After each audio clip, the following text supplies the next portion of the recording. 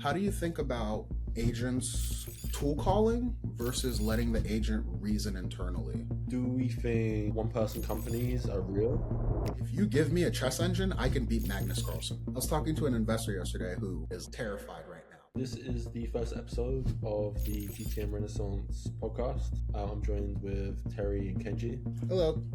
Hello. I'm Roman. I'm basically working on content engineering for various projects. One of the co-founders at GTM Renaissance, where we're basically building a GTM focused community. And my name's Terry Demiaba. I'm the CTO at GTM Renaissance and super excited to talk to Kenji today. So Kenji, tell us what you're up to. Yeah, hi everyone, I'm Kenji. I run an AI agency called Zynagon Technologies, focused on AI for manufacturing. Previously building a lot of coding agents, definitely still building coding agents when I'm free. I think there's a lot of cool stuff right now. Nice. So I have a question just to dive in here, Kenji. I'm curious. What do you think is the difference between a toy or demo agent and an actual production agent? Or is there a difference? I don't think there's. I feel like it's depending on the platform you use. Like some of them are easy to productionize, and some of them you kind of have to scale. Depends on the platform and how much you're building from scratch. Because I have to build agents from running on Google Cloud, and then some agents they are just running on LangChain's cloud. Some of them you have to do your own work. Some of them you just use the platform and you pay for it. But Yeah. it's way easier when you just use the platform. And are there any platforms that you like using yourself? I really like using Convex. So Convex agents, I build a lot of full stack apps and they just get everything done out of the box. I really like the TypeScript way of writing agents. Yeah, probably like Convex. Nice. Yeah, Convex Chef, I believe, right? They have a database basically built in that gives you certain abilities as well. Yeah. Very cool. And then the other quick top of mind question I had for you was, how do you think about agents tool calling versus letting the agent reason internally? How do you kind of decide when it should be a tool versus when I just let the model reason about it? Well, I think I see tools as just shortcuts. So if you have written a program and if it's deterministic, then if you want to repeat the thing consistently, then you probably want to have it as a tool. Reasoning, I feel like is there for really going about edge cases. Sometimes you're not able to encode everything with code. You want an agent to reason about it, and usually I would see myself using both of them together. So you maybe have a bunch of tools and you want to reason about which tool you should use in which order, and then it gives you the best of both worlds. Very cool. Roman, I have a million questions, but I'm gonna let you jump in if you have anything. I had two things. It's kind of unrelated. So basically, Kenji made a post talking about what's the name of that one person company? Polestar. Are you guys aware that Polestar is AI slop backwards? I noticed that, right? They're doing a thing, right? My main, I guess, question is: do we think one person companies are real, and it's going to be a lot of one person companies? Because my impression is Kenji and Terry are kind of one person company pilled, and I'm a little bit more skeptical. So I would be curious in your thoughts. Yeah. So on my tweet, right, I was basically saying that I'm saying two things. It's one is that in the future, right, if one person companies do work, right, then everyone would start one person companies anyways, and then I suspect that the limits of how far you can go with a one person company is just up to your personal brand, and it only works for a certain type of businesses where it's already very well defined. If I'm starting a shop to sell clothes, right, that process is really really well known. It's really stable versus let's say I'm building a startup working on figuring out what's the best next model. These are stuff that has never been done before. You need to find ways to stand out, and there's something I suspect a one person company to not be able to do, because you do need, I feel to work on the hardest problems, you do need smartest people working together. I don't see it possible to be Vibe couldn't be a rocket, it just doesn't work. Yeah, I think I kind of agree with what Kenji said in the sense that for me, AI is like a force multiplier. It's not a replacement thing. So if you are at a company and let's just say on a scale from -1 to 1, 0 is your neutral, -1 is you're pulling it all the way down, 1 is you're killing it. Like most people at a company just follow the bell curve, right? You're around the 0. And the people who are on the negative side, you gave them Claude now. They're going to make more negative PRs, more negative, like it's going to be more bullshit basically. And the people who know what they're doing, now all of a sudden you're getting more quality output. And I think the real bottleneck is just like, since people can move so fast with AI, how do you review each other's work? Like Kenji's talking about hard problems. How do you break a hard problem down into something where we can collaborate but still take advantage of the speed of AI? And I don't think that's a solved problem yet. But I would agree with you, Roman, in the sense that like one person company, and also Kenji, one person company, like you can't build anything complicated. You can run a little service like an agency, whatever. But if you want to build anything that's actually revolutionary or actually at the cutting edge, you definitely need multiple people. Maybe at least how I'm thinking about it, how you guys are kind of talking about it. Maybe there's a bar for what a one-person company can be, because like for example, if you're a freelancer doing marketing as a service, you technically are like a one-person company, or you run like a food place. But then with AI, I guess, can you run like a slightly bigger marketing service? So that bar is going up slightly. But I think my sort of pushback from seeing the tweets and that is I just feel like it's like I see Sam Altman tweeting, like other like AI labs people saying like, hey, with AI we're all gonna run one person companies. And to me it just feels a little bit like AI lab propaganda slash slot, where they're like, hey, our models are so powerful that everyone's gonna run one person companies. And I just don't think the capabilities of AI are there yet. I got a question though. Do you think, like, for example, stuff that can be fully verified, like AI research, could be one person, like could be run by one person company? Because I recently saw this like a company called Analemma. Is it like Analemma like Labs? They recently ran this thing where they had a bunch of AI agents writing papers for like 7 days, and they were able to publish like 300 papers. But then like we don't know if like they got through or not. Yeah. I think that's like the bottleneck now, right? It's like anyone can produce something. I was talking to an investor yesterday who is like terrified right now because he's having these meetings with people that are basically like, I can turn water into wine. And here's the demo. And it works.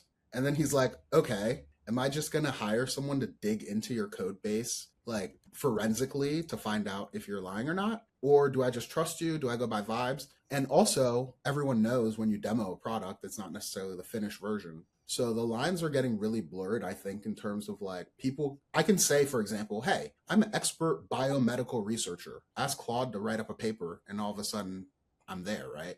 Unless you actually know what you're talking about, like most people are going to look at that article and be like, oh, Terry knows everything about biomedical AI. What if you're just running businesses wrong, right? What if a one person company's like full role is just find the best people and then manage your finances around that? You just delegate all of the risky stuff to people to take care of, because you can assume the people will be AI enabled as well, right? And then I was wondering if you can just boil down the whole idea of running a business to be like finding the right people and managing your finance. You don't even have to care about the technical skill. Yeah. And I think like Roman, correct me if I'm wrong, but I think that's kind of the lane you're in, because that's like what you excel at is A, noticing talent, B, like knowing how to manage groups of people so that they can get one goal done. I think Roman's really good at that. And like, I don't think Claude could do that. Yeah, thanks. I think it's interesting because it's kind of I think managing agents and humans, and I actually wrote a blog post on this. I think it's very very similar. It's kind of like input output. It's like, hey, like I'm gonna set this person on a task, for example, like a video editor, based on their past experience. Every time I give them this input, I expect that output. And you've kind of got to weigh off the pros and cons of like setting up like an open claw or like a person on this. But yeah, I agree. I think it's very high level system design, and in theory, you can have a one person company that has all these contractors and agents. Nice. And I know you had another question, but just I want to get into this before we get too deep. Kenji, you want to tell us what you're working on? You mentioned that you're working on some agent stuff. You want to get more specific? Yeah, so right now like, I'm deploying like AI to the manufacturing field, visiting factories. Still pretty early stage. But then on the agent side, I am definitely working my harnesses every now and then. I'm trying to make my agents run as long as possible. I have this project tracking how many hours worth of like time my agents have like fully run. And I think like recently I was able to hit like 90 hours just based on all of my parallel projects. 90 hours means that, let's say if I'm awake for like 16 hours a day, right? That's like 5 me's working in the background, like at least doing something that I would have used to needed to like sit down in person and do, right? Yeah. And yeah, my goal is to find out how I can make them run. Like ideally, like every project should have one agent running 24/7. I like trying to make my, how do you call it? Like I call this agent hours efficiency. So theoretically, every project should have like 1 hour, one agent running 24/7. And I'm trying to find out how I can make it more like so that I'm off the loop and like the agents are just like working. No, so one question I have is like, A, how did you start and get into AI? And then B, what tools are you using today? So for example, you mentioned like getting the agent to run long. Are you doing that on OpenClaw, on Hermes, on Pi? And then I'm curious, what technologies did you use when you first started building agents? Starting from the very top, how I got into AI. I definitely was very interested in AI when I watched the original OpenAI like play Dota 2. They got like there were 1v1s that like beat the best players, and then there were 5v5s that actually also beat the best players. Yeah. From then on, I decided that I wanted to study like computer science and in extension AI as well. Mm-hmm. So I went to the University of Manchester studying like just that. Yeah, and yeah, I think very naturally I got into AI in my studies, and I also worked on definitely that when I was there, like ChatGPT got released. Definitely like very hyped about it. I built a lot of stuff very early on, like even building the first pair of AI smart glasses, and I did some research as well on diffusion models. So I like yeah, I had a lot of ways of like learning how to use AI from the very like start, like watching it grow week by week. Seeing like RAG as well as it was like a novel concept, and then like seeing how it grew from like prompt engineering to context engineering, and like within my jobs as well. Like I was very fortunate to work on AI in like Goldman Sachs, helping the business adopt AI, and then also after Goldman Sachs, I went to a lab called Fern Labs, where we worked on coding agents. Like we were the very like one of the very first companies to build harnesses. Kind of like cloud code for enterprise, and yeah, from there I was working on like agent skills before skills was a thing, like writing my prompts and also building agent evals for harnesses. I guess very early on, yeah. So I really got to see the field like grow from 0 to 1. And tools I'm using right now, I'm mainly using Codex because at one point in time, Anthropic banned me for no reason, and I just couldn't get unbanned. Anthropic, unban this man. What's going on? Come on. Yeah, no, I've been unbanned now, but it's too late. I've went to like You already Codex. moved. Yeah. Yeah, You lost your tokens. Sorry. yeah, I guess, but yeah, now as well, like Codex is better, like a bit better, and I guess I like they're more open as well. I can actually use their like Codex is in like app server mode, and like just put it everywhere. Yeah, and I built like my own skills on Codex. I have my own harness, and yeah, I have a public GitHub about like what I've been doing to my harness, and I also make videos on like Instagram talking about what I do with my harness. Very cool. Roman, you got any questions? Yeah, I'm curious. Like, I know you post somewhat on Instagram. Like, how much of that process do you think could be automated, given the context you're working on, like long running agents? I think honestly still like not a lot of them, because like the hardest part about coming out of these videos is like figuring out how to like talk about the right thing, and then I still find like there's no like consistent formula of like what will be the most interesting thing to post about every day. I think it still comes down to a lot of personal taste that I'm still not able to pass on to the agent. I've also like been keeping my videos like very bare bones, so there's no like AI assets, just everything just like I'll just find it on the web, and like I just manually edit it myself. I did go down the path of like AI powered editing, but like yeah, I just feel like it was generating more slop than like being actually useful. So yeah, so far my process like 0% of the content creation is like automated. Okay. 'Cause I'm making Yeah, reels as well, and I have to record it. yeah, I think it's interesting because I know me and you spoke because for some context, me and Kenji and Terry were working on benchmarks around GTM. And I think one of the ideas was looking into productivity and like actually trying to measure actually how much output of work you get from long running agents. So like I'm guessing from what I'm hearing from you saying, you don't think actually creating reels there's too much productive hours you can get out of it. Like where do you think the actual productive hours are going to come in from your long running agents?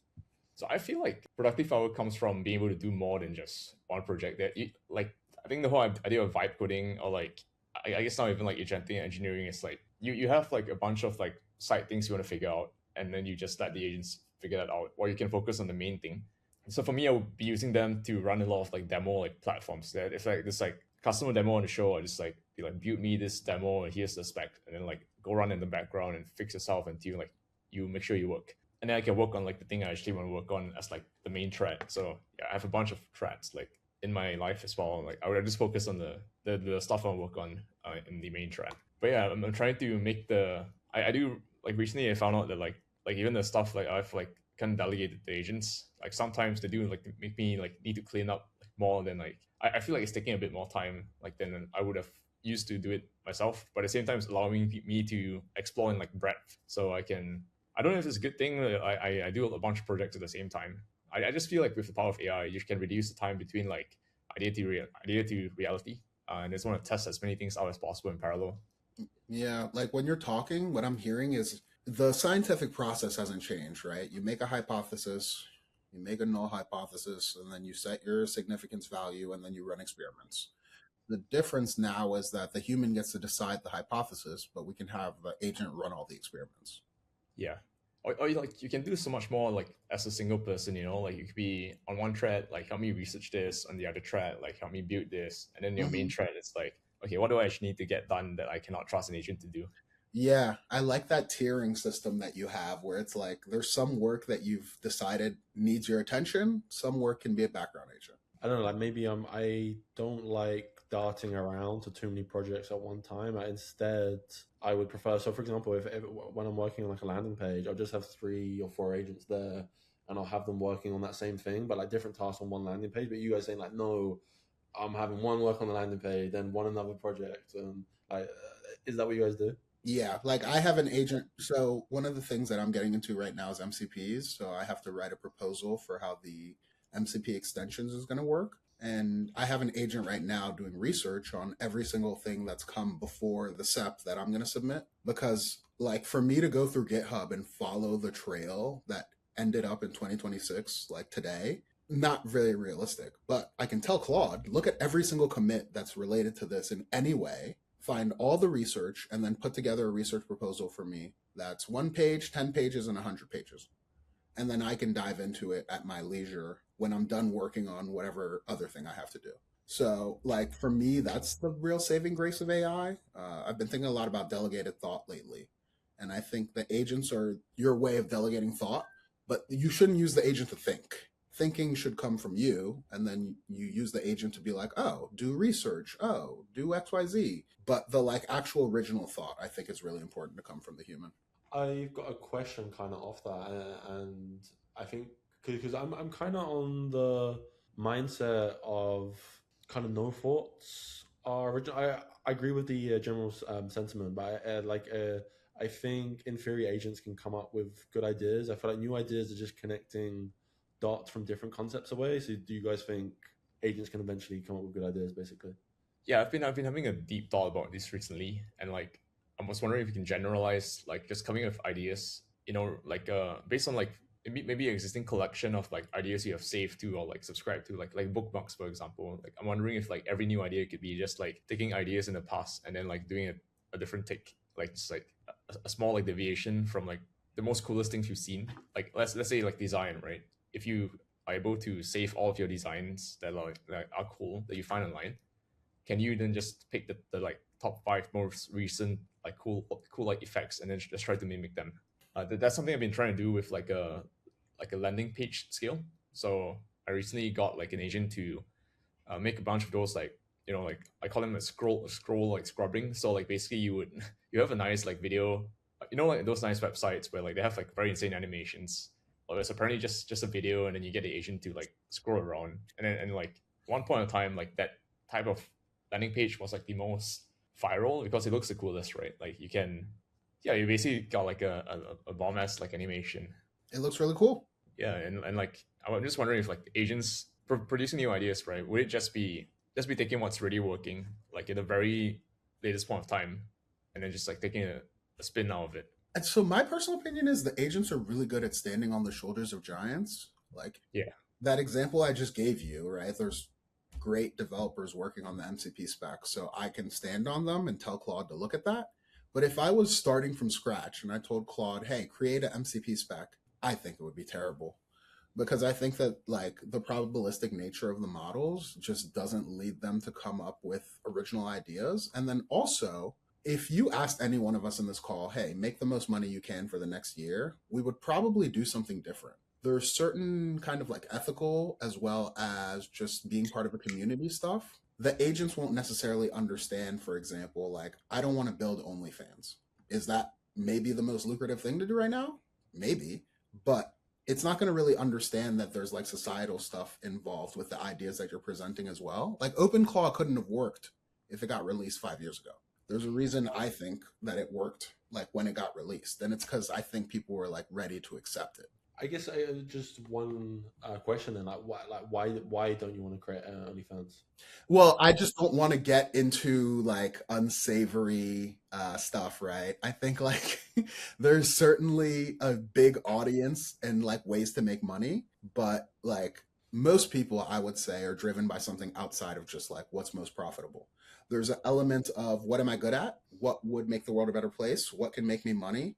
And what allows me to flex my je ne sais quoi, if you will, right? Like, why are you alive? Why do you want to wake up every day? And for some people, the answer is literally, I just want to make as much money as possible. But I don't think those are the people that are really at the frontier of AI. I think a lot of these people that I've interacted with, they're really mission driven. The Frontier Lab people, like, they aren't just doing this for a paycheck, it's something bigger.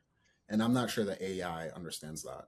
I think my question about why not OnlyFans, because I think it's, again, maybe I'm too AI pilled, but Mm-hmm. I think, for example, you don't want to do a OnlyFans because you have another parameter other than money. It's like, hey, this is my goal. But I was thinking, like, generally, if there is an AI that could have as many